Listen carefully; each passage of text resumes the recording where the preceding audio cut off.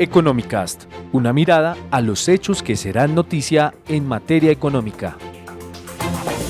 Durante los últimos 2 meses, con la guerra en Ucrania, la geopolítica mundial se ha estado reconfigurando como una partida de ajedrez de forma muy meticulosa, donde los países analizan y dictan los pasos a tomar en apoyo o rechazo del conflicto. Una región de interesante análisis son las repúblicas que conformaron la extinta Unión Soviética, con los cuales Moscú buscaba mantener buenas relaciones históricas, comerciales y políticas desde la disolución del bloque. Sin embargo, la invasión de Ucrania ha agitado este tablero. Soy Javier Acosta, que en compañía de Roberto Casas, periodista de la sección internacional de Portafolio, abordaremos este tema de la coyuntura geopolítica con el análisis de Mario Ayer, docente de Relaciones Internacionales de la Universidad Javeriana. Bienvenidos a los dos, ¿cómo están? Hola Javier, ¿qué tal? ¿Cómo estás? Es un gusto estar acompañándote en una nueva oportunidad acá para conversar de un tema geopolítico que muchas veces quizás pasa por debajo de la mesa. También es un gusto estar con usted, profe Mario. Muchas gracias por acompañarnos en esta oportunidad. Hola, muchas gracias a vosotros por la invitación. Muchísimas gracias. Gracias, profe. Profe, vamos a continuar con ese pequeño punto que estábamos tratando en la introducción y es sobre las relaciones que buscaba Moscú con las antiguas repúblicas soviéticas. ¿Qué buscaba Moscú luego de la caída del bloque socialista? ¿Cómo eran esos intereses en los primeros años de toda esta reconfiguración?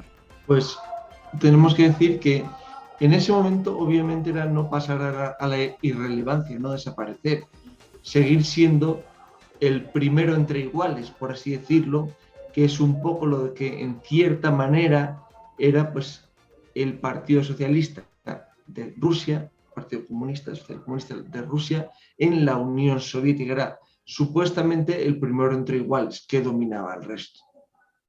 Pero tendríamos que remontarnos mucho más atrás en el tiempo, porque digamos que esto tiene digamos que es la derivada de un desarrollo social, étnico, mucho más importante a lo largo del tiempo.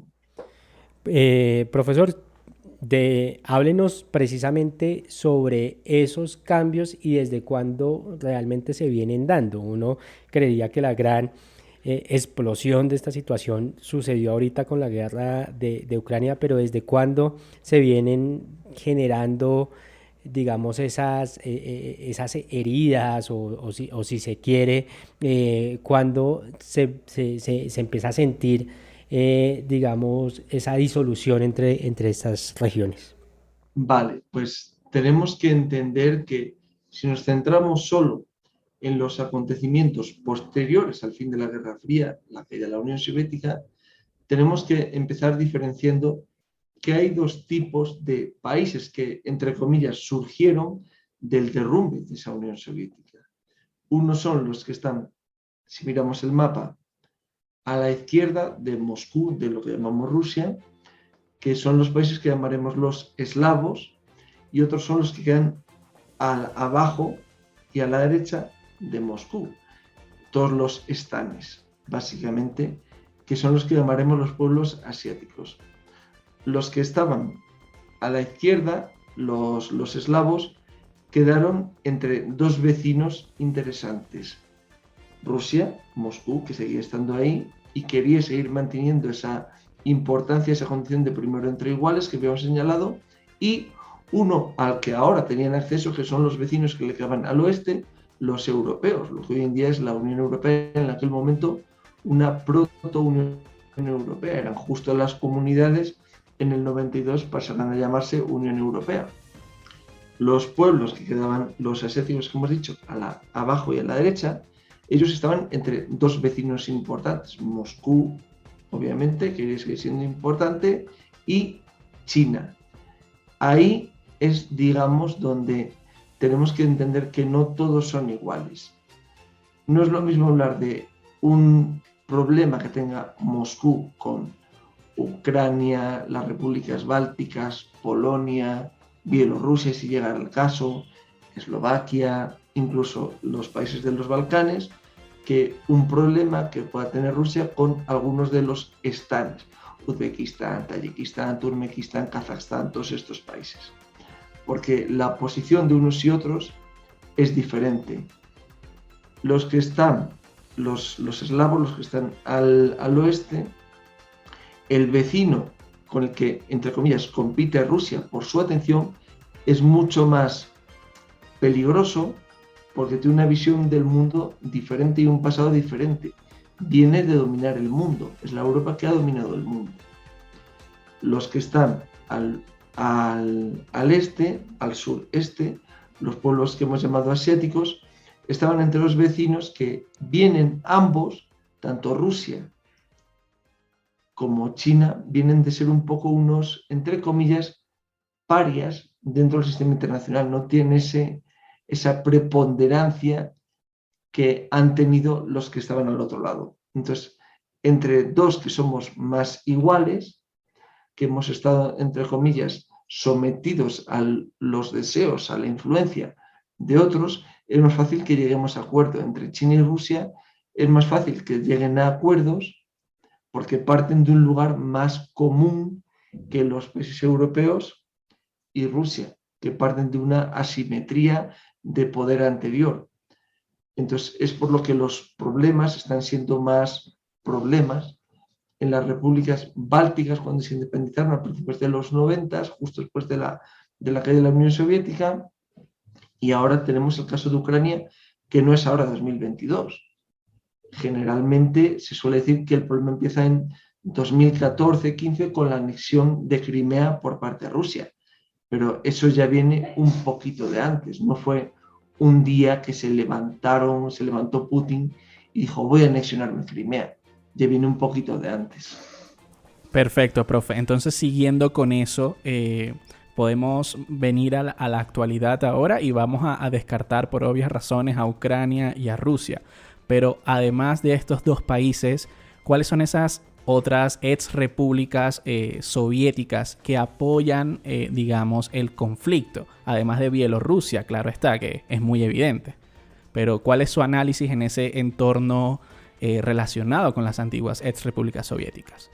Apoyar es una palabra un poco extraña y que nos puede resultar polisémica, porque apoyar no es solamente que yo diga no, mira Roberto, estoy de acuerdo contigo, estoy para lo que quieras. Ahí sería Bielorrusia. Hay países, ex repúblicas soviéticas, que están callados, no dicen nada. Por ejemplo, hemos visto la Asamblea General de Naciones Unidas, donde están todos los países representados, en dos ocasiones, una para condenar la invasión, otra para suspender la membresía de Rusia del Consejo de Derechos Humanos de Naciones Unidas, que se han abstenido. Esa abstención es, querámoslo o no, ese no mojarme, es un apoyo en cierto sentido encubierto al que está siendo acusado en este caso, a Rusia. Entonces ahí habría que mirar esas listas y ahí pues los que estaban en la parte oeste de Rusia, es decir, los que vamos antes, los eslavos, se han alineado con el vecino que le queda aún más al oeste, con los europeos y por ende Estados Unidos. Los que están más al este, sureste de Rusia, en general han mantenido esa posición tímida, titubeante de no, yo me abstengo, yo aquí no me quiero mojar. Pero no solo tenemos que mirar en las antiguas repúblicas soviéticas, por ejemplo, hay países interesantes como son, por ejemplo, los BRICS, los famosos BRICS, de los que forma parte Rusia, que se han abstenido o votado en contra, en el caso de China, en ambas votaciones. Entonces ahí son movimientos que tenemos que ir viendo geopolíticamente mundial. Aquí estamos en Occidente, es decir, que estamos con la visión de los que están al oeste del todo, los europeos y Estados Unidos. Somos parte de esa esfera de influencia. Todo lo que haga el otro, el que tenemos en nuestra mente, porque así socialmente lo hemos construido como nuestro rival, en este caso Moscú, Rusia, nos va a parecer mal. Profesor, y en ese orden de ideas, uno podría decir que hay países que lo rechazan, que rechazan este conflicto, por decirlo, y contrarrestando, o bueno, hablando también de la pasada pregunta que hizo Roberto sobre quiénes lo apoyan, ¿se podría decir que hay países que rechazan este conflicto? ¿Rechazar el conflicto en qué sentido? Porque rechazar el conflicto, los que votan en contra de la invasión están rechazando el conflicto. Creo que te refieres más a quienes están, entre comillas, rechazando el no llamar conflicto al conflicto. Es decir, en decir que esto es, por así decirlo, un asunto interno, y como los estados técnicamente no se pueden meter en los asuntos internos de otros estados, aquí no hay nada que ver, señores. Ahí, por ejemplo, vemos China, que se ha mantenido, ha votado en contra de condenar a Rusia por la invasión o de echarla, por así decirlo directamente, del Consejo de Derechos Humanos. Ahí China lo que ha hecho es decir, yo tengo también un asunto, que es Taiwán, en el que puede que yo pueda haber ahí una guía de lo que debo o no debo hacer. Entonces, no voy a apoyar directamente a los otros para ir, en cierto sentido, de cara desde un principio, pero tampoco voy a entrar yo a lo que yo quiero, que sería el paralelo de la invasión rusa a Ucrania, sería la invasión de China continental a la República de China, que es como se llama lo que conocemos como Taiwán. Profe, retomando nuevamente con la discusión, yo quisiera hacerle una pregunta sobre Armenia, que me llamó mucho la atención, y es que recientemente ellos pues no habían tomado una posición como tal, porque también tienen un conflicto bien interesante con Azerbaiyán, pero recientemente aceptaron que van a pagar el petróleo ruso en rublos, ¿no? Una de las demandas que está queriendo pues solicitar Vladimir Putin en todo esto. ¿Usted cómo ve esta aceptación por parte de Armenia? ¿Es como un apoyo implícito? ¿Cómo lo ve? ¿Cómo lo analiza en este caso? Tenemos que ponernos en los zapatos de Armenia. Armenia es una mini hormiguita comparado con los que están en el conflicto grande. Entonces, Armenia dice, a mí, aquí, ¿quién es el que más daño me puede hacer?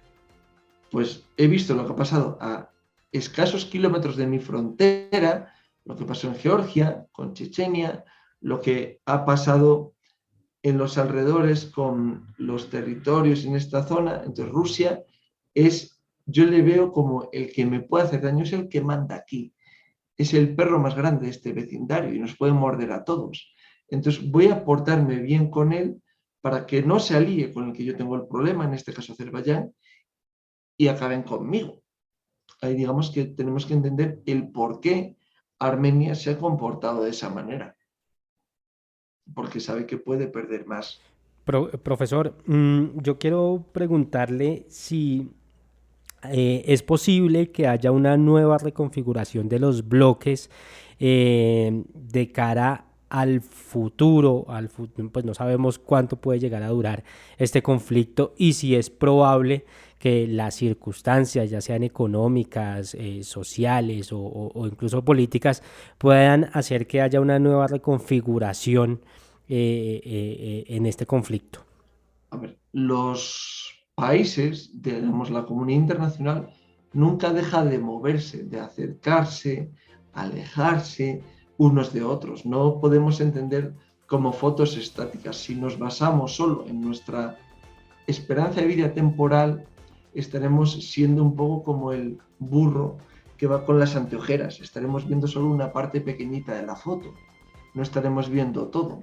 Entonces nunca dejan de moverse y aliarse o enemistarse. Entonces ahora mismo lo que pasa es que la foto, el movimiento está pasando más justo delante de nosotros, pero ya viene moviéndose desde hace tiempo. Antes, cuando cayó la Unión Soviética, lo que hoy conocemos como Rusia, la Federación Rusa, quedó muy fuera de nuestra foto.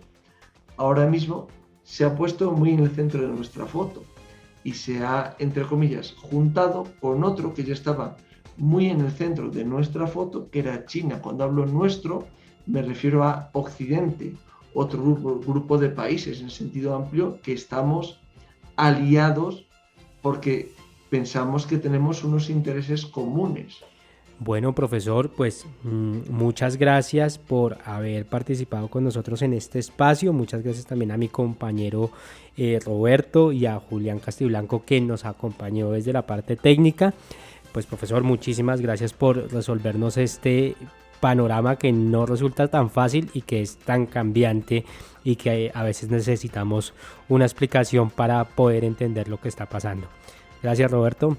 Gracias, Javier, es un gusto haberte acompañado en esta oportunidad y con usted también, profe Mario, un placer volver a conversar con usted y bueno, muchísimas gracias por acompañarnos y esperamos que tenerlo acá nuevamente.